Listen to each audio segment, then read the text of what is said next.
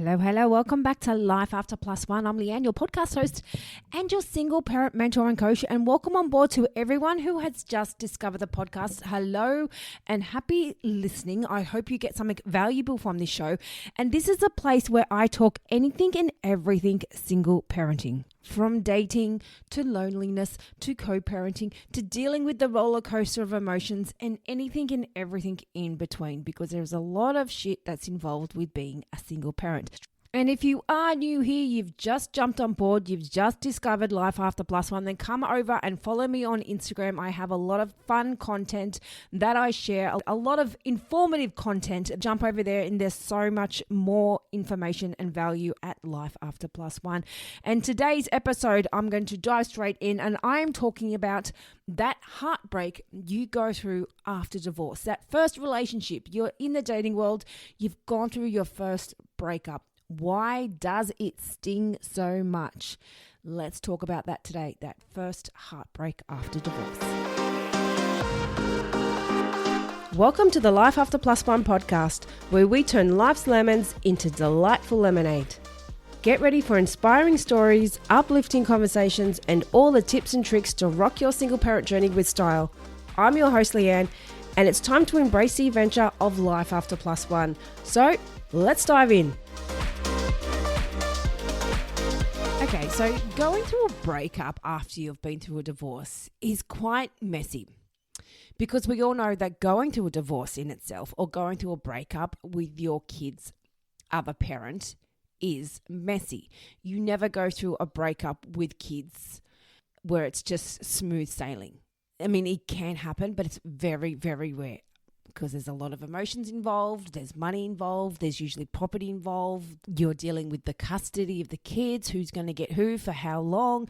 It gets messy, egos get in the way, and it's very, I want this, and it gets dragged out. It's a very grueling process, and it can be a very, very difficult one, and it can take years sometimes to get through.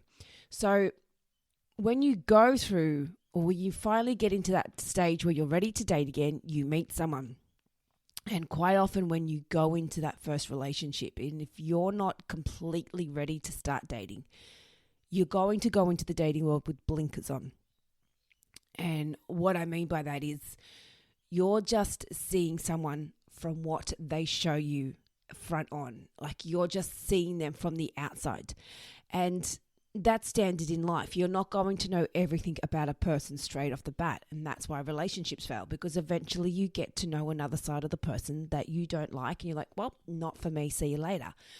And when you're going back into the dating world after being hurt, it is very common to go into a relationship or go into the stage of wanting to meet someone new with the intentions of wanting to feel loved, the intentions of just wanting company. And that's always what is offered at the beginning of a relationship. So you can meet someone who is putting on their best behavior, because that's what you do when you meet someone for the first time. You're not going to turn up to a first date or start chatting to someone and be a complete arsehole to them. I mean, you can do that, but there's no chance you're going to go any further than that. That'll probably be your last time chatting to them. So usually when you do speak to someone, when you're back into the dating world, you're putting on your best behavior, and so are they. They're wanting to impress you just as you're wanting to impress them. So you're seeing a side that you really like. Oh, this person seems really nice. And you start getting the butterflies and excited to see their text and that cute little smile you get when they message. And you get all these nice little funny feelings. But the thing is, quite often you get excited about this because you've just come out of a relationship that was ugly.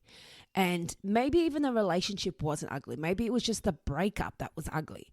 But you're going through this, your emotions are running high, your headspace is just everywhere. And you're just needing love and attention. And then all of a sudden you meet this person who gives you a little bit of attention and you just think, yes, this is the one. This is the one for me. Now, sadly, quite often in this phase, you overlook a lot of things because what you're craving is attention. What you're craving is to feel loved. You're wanting some affection. And this person may be able to give that. They may be able to give you what you want in the bedroom. They may be able to give you the kisses and the cuddles that you want. But let's be real. There is so much more to a relationship than just kisses and cuddles and a bit of bedroom fun. So this is quite often why you go through that first breakup. It can hurt so much more because you go into it thinking, yes, this is the one. They're the one for me. You get all those funny feelings and then all of a sudden you're let down because when you went into this relationship initially, you overlooked so much stuff or so many things that were happening, or may not even be so many things. It might have just been one small little thing, but you overlooked it because they were giving you something that you needed at that time, which was the love, which was the affection, which was the attention, which was maybe a bit of bedroom fun. They were giving you that. You were lacking that in your life, so you overlooked a lot of the other stuff that you didn't like in them. And you just think, I don't want to push them away. I don't want them to know that I don't like that because then they'll leave. And I'm liking this part of them. I'm liking that they're giving me the attention. I'm liking that they're giving me the cuddles. I'm liking the bit of bedroom fun. But you know deep down there's some other things that you don't like, but you're overlooking it because you're trying to fill that need and overlooking everything else. And do you know what happens when you overlook things that you don't like? Eventually it will come out. You can't overlook these things forever. And that's what I'm saying. When you go into a relationship and you start dating after going through a massive divorce or a massive breakup as a single parent, you go in with your blinkers on. You're not looking at the whole picture here. You're just looking at what you're seeing on the outside. Okay, they're giving me a little bit of attention. They message me here and there and they do this. This sounds nice. I like it. But you know deep down there's something about it that you don't like, but you're clinging onto it, hoping for the best. And it's so normal to do that in a relationship or in a first relationship after such a big breakup, such as a marriage or a long-term de facto relationship. And it's so common to cling on to this first date that you go onto or this first partner that you meet, because you're hopeful that it'll work. You're going to do anything to make it work. No, don't leave me. Because you think that if the relationship doesn't work and they leave you, then you're left alone again. You're all alone on your again. And you're just going to have to go through this process once again of going online dating or doing what you do to meet somebody new. So you cling onto it, you do what you can to make it work without realizing when you cling on to something so much, what you're actually doing is you're pushing it away. And this is a huge reason why so many people go through such a bigger level of heartbreak after that first relationship breakup when they're back into the dating world. Because they've just gone into it with such high expectations. They've put so much pressure on themselves and this new partner, thinking this has to be it. This has to be the one. And when they realize it's not the one, then everything shatters around them thinking, shit, I failed again.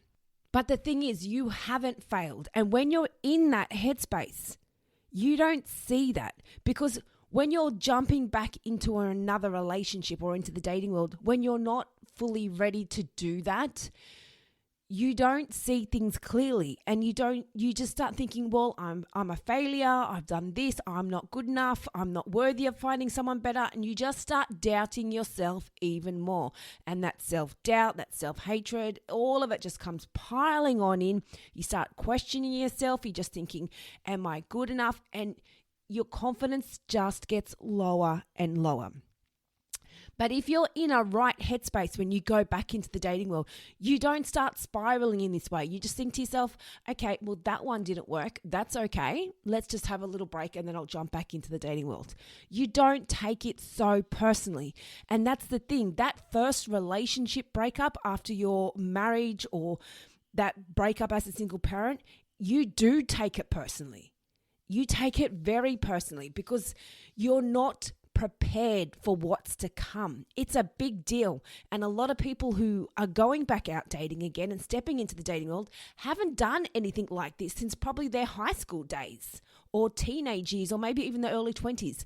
It's a big deal to step back into the dating world, and so many people go back into it unprepared of what's to come. And when they get slammed with this first breakup, it's like, holy shit, what has just happened? And that's like what I just said. All these negative emotions start piling in, and then it just spirals and spirals and spirals unless you step back and handle it and take control of it. Because when you go into the dating world and you're in a clear headspace, you know exactly what you're looking for. Now, when I say exactly, I don't mean that, exact height, exact weight, exact eye color. You've got to be flexible in some degree. I mean, as in them personality-wise, what they can bring to the table. Are they someone that can make you laugh? Can you have a good conversation with them? Are they emotionally in tune with themselves? Like, can you have a good discussion with them and they can talk to you about feelings and the real shit in life? Or are they going to be someone that's going to turn around and say, oh, I don't want to know about that. That's not my problem. Don't talk to me about that. You want a partner that can talk to you about these big issues in life, not just palm it off. These are things that you want to know when going into a relationship, not just their looks, their height, their weight, their job, their bank balance. It's not just the surface-based shit. And as you get older and as you date more, and when you've got kids and you've got more at stake here, you don't want to put them through this again, you start to realize it's not just surface-based shit that you want. You want a real connection. And when you're jumping back into the dating world after a divorce and after a marriage and, becoming a single parent, you're not looking for that real connection unless you've really had that time to think about what you want. Because there are situations where people do stay together with their partner, but they've clocked off. They may have clocked off 12, 24 months ago, but they've stayed in the same house, they've lived together, they may be in separate bedrooms, and they've actually had time to process everything. They've had time to really think about what they want. But that's not a common scenario. Quite often people just break up and jump back in hoping for the best. You're not going to get your perfect partner just by hoping for the best. And especially when you've just come out of another relationship and you're not in that right headspace.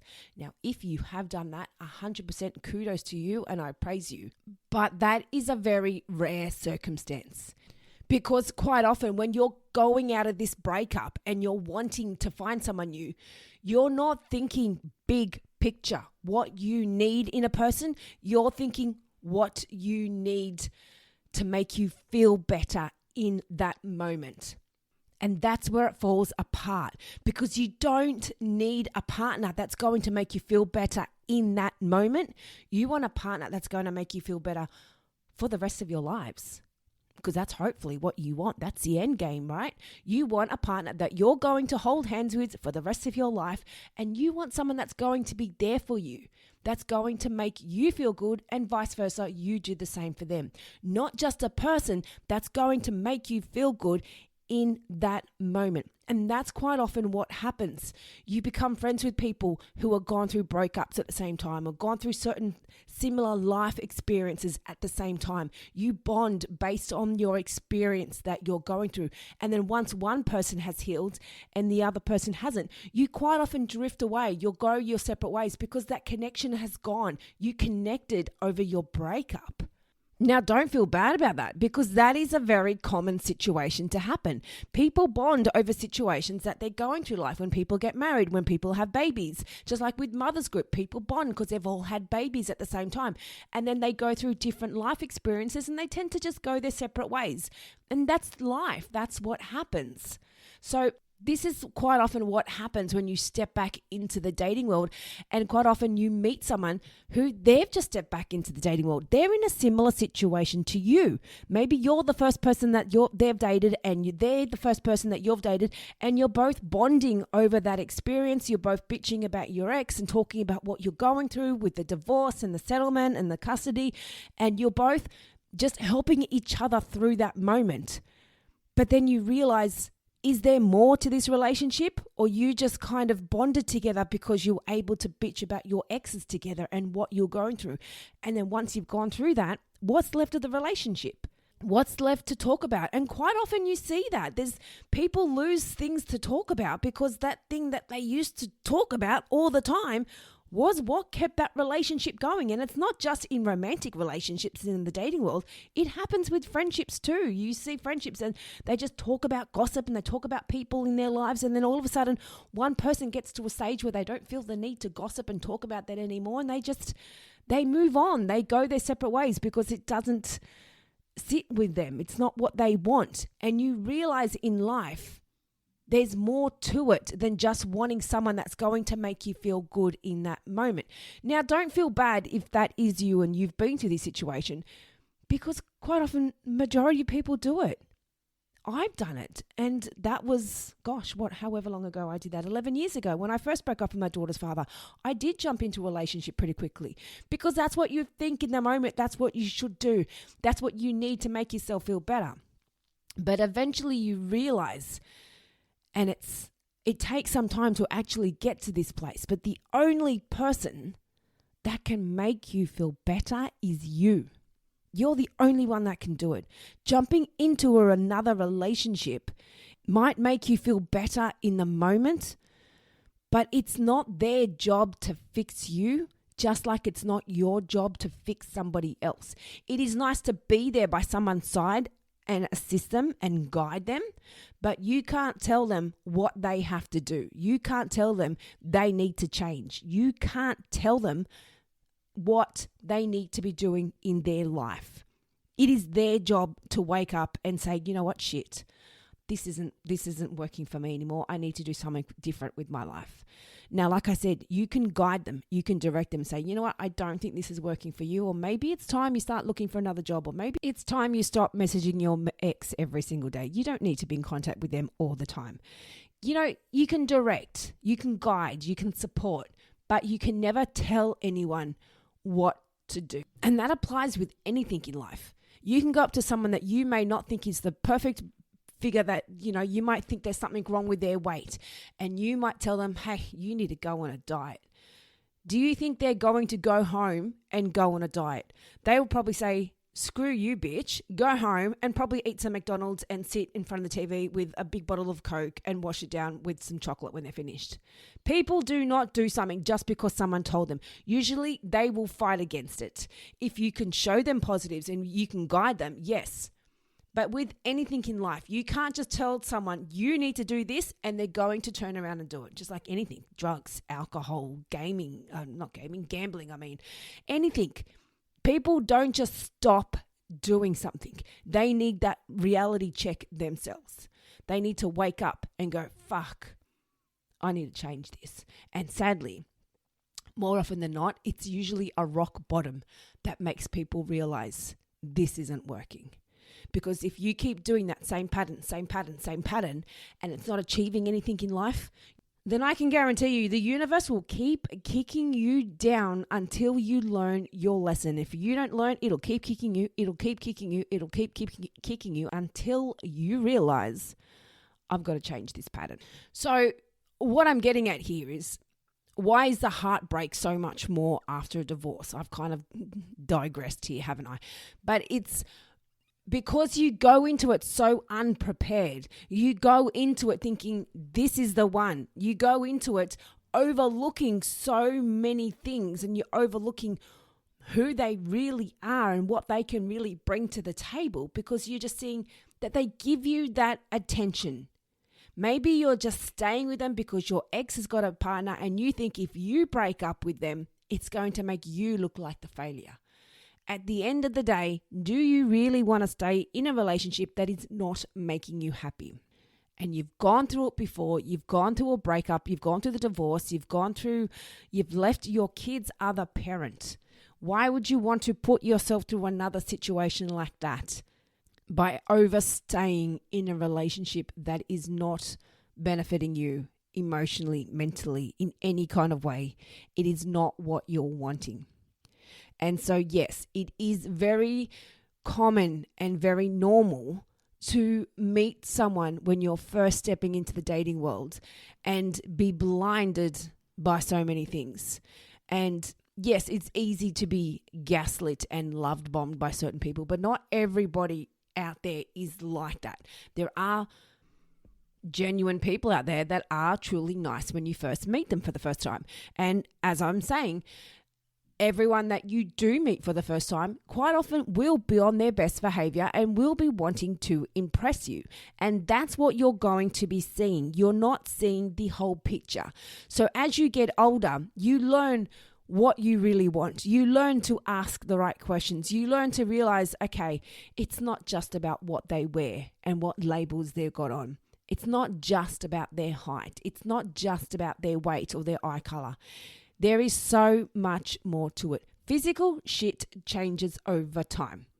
You know, you could meet someone who is hot ass gorgeous, and then maybe a few years down the track, they lose their job. They gain 20, 30 kilos. They go all grey. They get all wrinkly because they're all stressed. That physical appearance is not always going to stay the same unless you've got the money to maintain it and you're constantly walking around like a permanent Instagram filter. It doesn't happen that way. You want the inner stuff. You want what they can bring you emotionally, what they can bring you mentally. Can they mentally and emotionally stimulate you? Can you have a nice conversation with them? Can they be supportive of you and where you're at in your life? These things are what you want in a partner. And when you just jump into the dating world after a big divorce and marriage breakup, you're not thinking about all these big things about what you really want. You're just thinking, I can't do this on my own. I need to have a partner. I want to be with someone. Quite often you're in it for the wrong reasons. You're in it because you want company, or you're in it because your ex has got a partner and you feel like you need to have a partner. You're in it because you just feel lonely.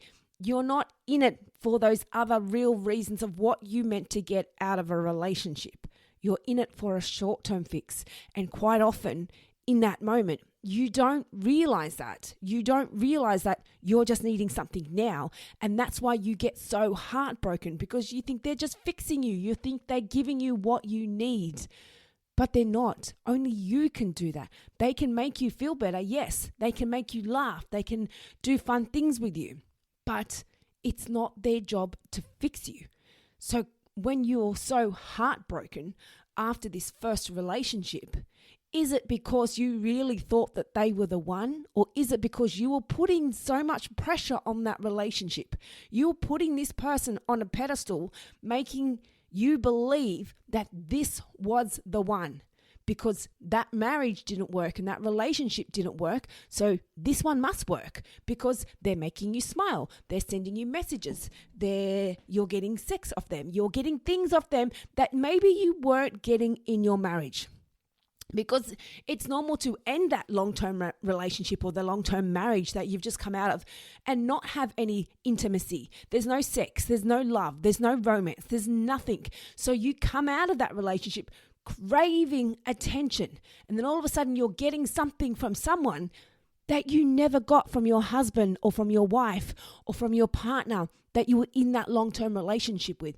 And you start to date and you're getting something from this person. You're like, wow, this is what it feels like. This is what it's like to have sex every night. This is what it's like to be kissed. This is what it's like to have someone hug you. And you're craving that. You're wanting that intimacy, which is totally normal. There is nothing wrong with that. But you overlook everything else. You put that whole relationship on a pedestal thinking, this must be the one, because they're giving you things that you never got in that marriage. So it's so easy to be blinded by love. But is it really love, or is it just lust? You're blinded by these little things that you're getting that you haven't had in years. And the thing is, quite often in these scenarios, it is not the most amazing relationship anyway. I mean, it might be nice, but you're quite often in this and you know there's things that's not right. You're doing things maybe to keep them happy. You're doing things just to make the relationship work, and you're compromising on a lot of things. And you know deep down there's something that's not right, but you're still thinking it is the one because you're getting all this stuff that you've never got before. And it's great. It opens your eyes up to a whole new world of what's out there. That's what you want. But don't be so guarded. Don't be so blinded by what you truly deserve. Don't think that you just have to settle because this person's giving you a little bit of attention that you never got. Don't think that you have to settle for that. It's okay to aim higher. Now, when I say aim higher, I don't mean to be unrealistic and expect ultimate level of perfection, because that doesn't exist. But you do want to find someone that is perfect for you. Now, also with new relationships, when you get into the dating world and you start dating someone, when you see that relationship style, the patterns in your relationship start to change. Like maybe at the start you're going out to dinners all the time. Now it's just takeaway. Maybe they used to offer to pay, or you used to go 50-50. Now it's you paying for everything. Or you're just having dinners at home and they're just coming to your house and you're doing all the work. And then all of a sudden the intimacy dies off and there's that affection is not there like it used to be when you first started dating. It's okay to sit there and realize and go, you know what, this isn't right. Don't drag it out just because you were blinded by everything at the start. Because like I said, at the start, everyone's putting on their best impression. And if that starts to dwindle off, then you need to either one, have that conversation with them and say, hey, what's going on? And if they're not open to that conversation, then in my eyes, that's your cue, I should say, to exit out, because you do not want to be with someone that cannot communicate. And if they are willing to communicate, they might be open to changing. They might be open to taking your feedback on board. That's what you want. And that's kind of what happens a lot of the times when you get back into a date or a relationship, after marriage. You jump into a relationship having all these high expectations. And when you meet them at the start, that's what you get. You get all this amazing stuff. You might even get gifts and you go into fun places and you're doing all these fun things. And then after a couple of months, it all dies off and you're back into that pattern that you had in your previous marriage or your previous relationship. And you're like, holy shit, I'm back here again. I've just gone through a divorce. I've just gone through all this shit. I do not want to go through this again. I'm telling you now, if you are there in that scenario, you need to speak up or you need to leave. Ideally, speak up first and then leave. But you do not want to put yourself in another similar situation or another similar breakup. This is why it's so important to be clear on what you want. And when you're jumping into the dating world without being clear on what you want, quite often you don't realize until the relationship's maybe a few months in, maybe even a year or two, it's like, I don't want this. This is not what I want. This is not working for me. This is why you need to be clear from the get-go and not just go into a date or relationship and think, I just need to feel good now. Now, if you're wanting to do that, that's totally fine. Go for your little friend with benefit scenario and be clear on that. Do that if that's what you're after. But again, even that can be tricky because so many people go into those scenarios and all of a sudden they start catching the feels and they start wanting to see them more and start wanting to do more. But they don't want to talk about that because it's just a friend with benefit scenario. So I think those situations are quite tricky and they never end well. But everyone has their own preference. If that's what you want to do and it works for you, then go for it. But you need to have really clear, honest communication with where you're at if that's what you want to do. So quite often when you get caught off guard and you'll get in these situations like, holy shit, I'm going through another breakup again. I need you to realize the importance of knowing what you want in a partner, not just hoping for the best, hoping this is going to work, and not just seeing them for the first date or the second date and thinking, yes, this must be the one. Give it some time. Get to know someone slowly. Don't rush into things. Don't have your blinkers on and don't go for surface-based superficial stuff. Go for the real person, the whole person, what they can bring, how they make you feel. That's what you want. Do they make you feel good? Do they make you laugh? Do they want to listen to you? Do they make you feel heard? That is what you want, not someone who ends up sleeping in a separate bedroom or ends up fighting with you and doesn't get along with your kids. No. You don't want that. And you don't want to eventually start dating someone and then eventually you move in. Then maybe 6 months down the track, you've moved in and you're like, are you going to start doing this around the house or are you going to start doing things with my kids and it's all just messy and you don't know what they're doing. They don't know what you're doing. This is again why it's so important to communicate things from the get-go. Now, there is an actual episode on that topic when you're actually moving in or you're wanting to move in with a new partner. Go back and listen to that if that's where you're at. That was some time ago. Actually, I'll tag that in the show notes for anyone who is interested in that. And it's talking about how important it is to have these conversations before you actually move in, and not move in and then just think, shit, it's not working, because you didn't have these discussions. No one knows what to expect of the other person when it comes to money or when it comes to chores or when it comes to each other's kids. And you're just like, well, what's happening? You need to be clear on this from the get-go. Don't just expect that they're going to read your mind, and don't just expect that they're going to do the things that you want to do when nobody's communicating it. So this goes again with dating and when you're falling into that phase of going through another heartbreak.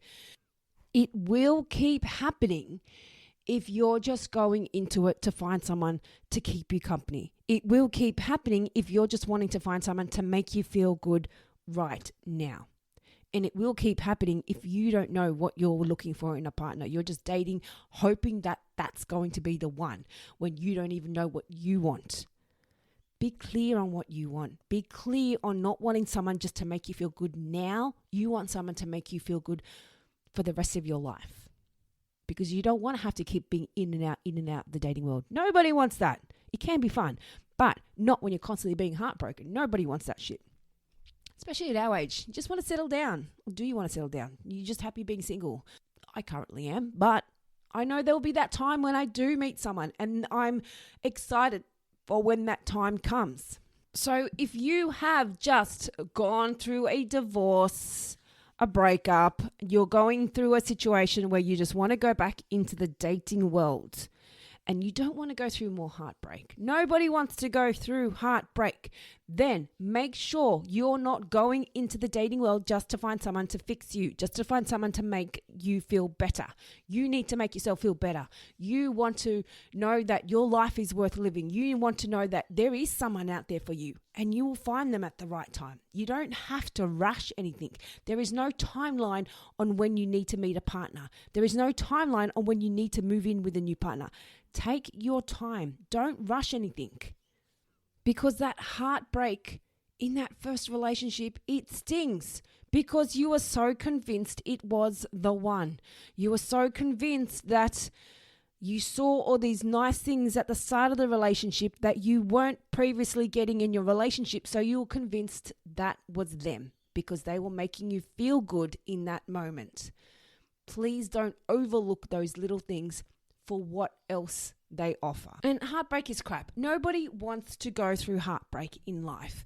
But the more aware you are of what you're wanting and the more comfortable you are in being single and where you're at in your life, the easier it is to get through those tricky situations that could lead you to heartbreak. So it's all about being in that right mind frame and knowing how to handle these situations. But when you're jumping into a situation without being clear on things, it is easy to fall into that trap of being heartbroken again.